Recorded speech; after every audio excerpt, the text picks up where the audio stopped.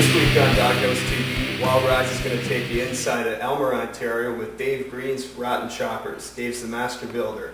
Dave, why don't you tell us a little bit about Kingpin, maybe some of the inspiration for the bike? It's a 200 Softail, 200 tire on the back end, Evo motor. I don't know, inspiration.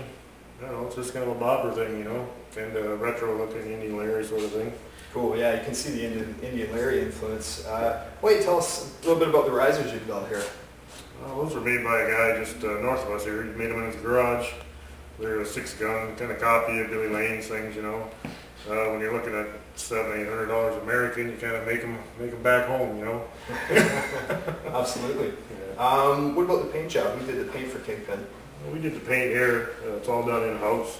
It's a gold metal flake with copper candy, then orange candy, and then Yosemite Sam.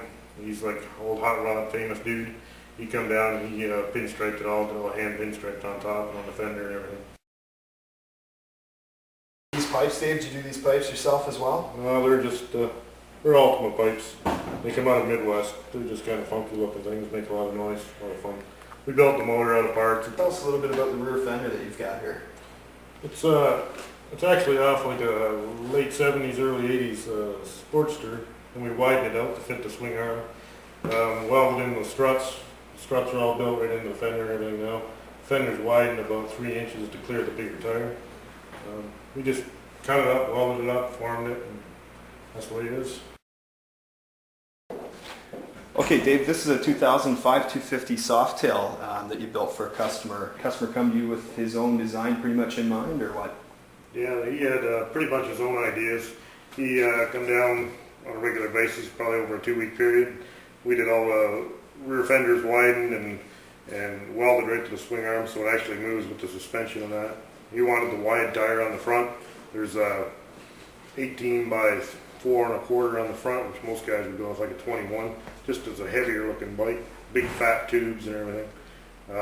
8 hangers, internal throttle. It's silver metal flake with Brandywine flames and hand pinstripe, gold pinstripe.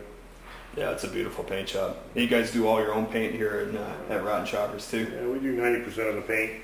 If somebody wants to get in, we do flames and graphics and flake and candies and all that, but if somebody wants, you know, airbrushing murals and stuff like that, well, we farm that out. We've used Connery Custom Paint down by Toronto quite a bit, and they really do a nice job. All right, Dave, tell us a little bit about this bike here. It's a 4-up, 2-ahead 250 rigid. It's really kind of a bar hopper looking thing.